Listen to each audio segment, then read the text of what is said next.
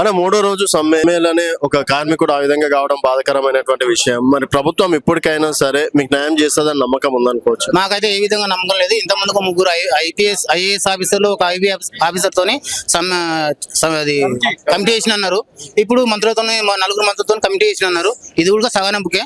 నిన్న cabinet meeting లో దానికి చర్చించామన్నారు.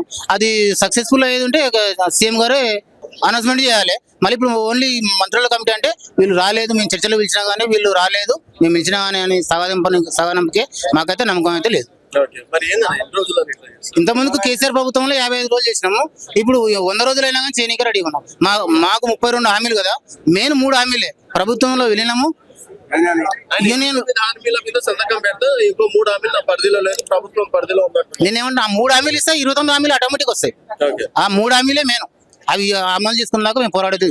ఆ 3 హామీలు కాకుండా ఏదైనా కాంప్రమైజ్ చేస్తే నో కాంప్రమైజ్. ఆ 3 ఫస్ట్ విలీనం, దాని తర్వాత ఏదన్నా అన్ని అయిపోతాయి ఆటోమేటిక్. అంటే పక్క రాష్ట్రంలో ఆంధ్రప్రదేశ్ లో కూడా విలీనం అయింది, మన దగ్గర ఎందుకు ఇలాంటి రాజకీయ లబ్ధి కోసం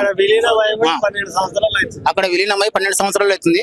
ఇక్కడ ఇప్పుడు 2 సంవత్సరాలు చేస్తాం మేము వచ్చేదా చేస్తామన్నారు. 2 సంవత్సరాలు దాటింది, ఇప్పుడు ఇంకా చేయలేదు. ఇప్పుడు ఈ చేసినాక కూడా ఏమైనా అవుతారు ఉంటేమో సర్దిద్దుకొని టైం ఉంటుంది. పోయే ముందర రాజకీయ లబ్ధి కోసం, ఎలక్షన్ల ఓట్ల కోసం పోయే ముందర చేస్తుంటే మాత్రం మా పని మళ్ళా కుర్తిలో నుంచి ఎలుకల పడ్డ మా పరిస్థితి అయిపోతుంది. అందుకోసం ఇప్పుడే సాధించుకోవాలి. 55 రోజుల సమయం కాదు, 100 రోజులైనా కానీ ఆపేది లేదు మా డిమాండ్. ఆల్రెడీ 3 సూసైడ్ చేసుకురు, 2 బస్సులు యాక్సిడెంట్ అయినాయి, 2 స్పాట్ డెడ్ అయిపోయారు. బయటకు కూడా పోతలేవు. వాళ్ళకు ప్రైవేట్ వాళ్ళకు డ్రైవర్ కు 1000 రూపాయలు, కండక్టర్ కు 800 అంటారు. పోయి వచ్చినాక ఒక ట్రిప్ వేసినాక 300 చేతులు పెడతారు, కండక్టర్ కు 200 చేతులు పెడతారు. అంతే. అది ఒక టికెట్ లేదు, ఏం లేదు. జెంట్స్ కు లేడీస్ కు మొత్తం ఫ్రీ, మొత్తం నష్టం తప్ప లాభం ఏం లేదు. మళ్ళీ ఈ నష్టం కూడా మా మీదనే తీస్తారు. 90% విలీనం అయిపోయింది. కేసీఆర్ ఉన్నప్పుడే అబండి ఇస్తే వాళ్ళ క్రెడిట్ పోతుందని ఇస్తలేరు. ఇప్పుడు 4 రోజులు సమయంగా వీళ్ళే సేమ్ అనౌన్స్మెంట్ చేస్తాడు. అబండి ఇచ్చిందంటే గవర్నమెంట్ విలీనం అయిపోతుంది. విలీనం అయిపోయాక ఆటోమేటిక్ 32 అవన్నీ వచ్చేస్తాయి. ఆల్రెడీ గవర్నర్ గెస్టెడ్ కూడా ఇచ్చేసింది, అయిపోయింది, సంతకం చేసింది, అయిపోయింది. అది సీఎం దగ్గర ఫైల్ ఉంది. ఆ ఫైల్ చూసి ఆయన సరే వాళ్ళ డిమాండ్స్ ఏమేమి ఉన్నాయి, ఏంది, ఎట్లా అని వాళ్ళ మా నాయకులతోటి పిలిపించుకొని మాట్లాడి చర్చిస్తే, ఇది చిన్న పని సార్, పెద్ద పని ఏం కాదు. ఇది మేము పెద్ద గొంతేమో కొరతలేము, వాళ్ళ సిటీ మేము అడతలేము. ప్రభుత్వానికి ఏమైనా నష్టమా? ఏం లేదు, నష్టం ఏముంది? ఏం లేదు, మొత్తం గవర్నమెంట్ మీ ఆధీనంలో ఉంటాయి కదా, అన్ని ఆస్తులు అన్ని మీ ఆధీనంలో ఉంటాయి. భద్రత ఉంటుందనే ఉద్దేశంతో మాకు పోరాడుతున్నాం సార్. వేరేదైతే ఏం లేదు. మాకు ప్రభుత్వంలో విలీనం చేస్తే మాకు ఉద్యోగం భద్రత ఉంటుందని మేము ఆవేశంతో ఇది చేస్తున్నాం. మేము మాకు యూనియన్లు, తర్వాత పేష్కలు, గవర్నమెంట్ లో విలీనం. మేమేం వేరే అడుగుతలేము. ఈ 3 ఇస్తే కూడా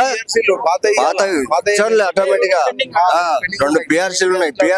పిఆర్సీలే కదా మరి. ఆ 2 పిఆర్సీలు, ఈ గవర్నమెంట్ లో విలీనము, తర్వాత యూనియన్లు, ఆ 3 ఇస్తే కూడా ఈ పొద్దుడికి మేము చెప్పేది ఇదే బ్రదర్. మాకు 3 కండిషన్లు.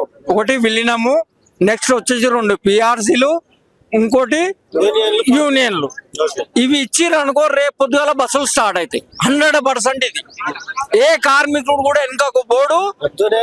పొద్దున అగర్ నువ్వు ఇప్పుడు అనౌన్స్ చేయి, మా కార్మికులు ప్రతి ఒక్కడు కూడా రోడ్ ఎక్కుతాడు. ప్రతి డిపోల నుంచి బస్సులు బయలుదేరుతాయి. బస్సుకు ప్రతి బస్సు ఏ డిపో కానీ నువ్వు ఈ 3 ప్రకటించు, దానంతలదే బస్సులు రోడ్ ఎక్కుతాయి. మా వెనకాల ఎవ్వడు లేడు. మా ధైర్యంతో మేము చేస్తున్నాము.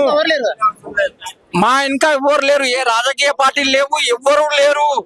మా ఓన్ గా, మా ధైర్యంగా మేము చేస్తున్నాము. ఏ పార్టీలు లేవు మా వెనక. మన ఓడు ఉసగొల్పి మేము వచ్చి మాట్లాడుతున్నామని కాదు. మా కడుపు మంటతో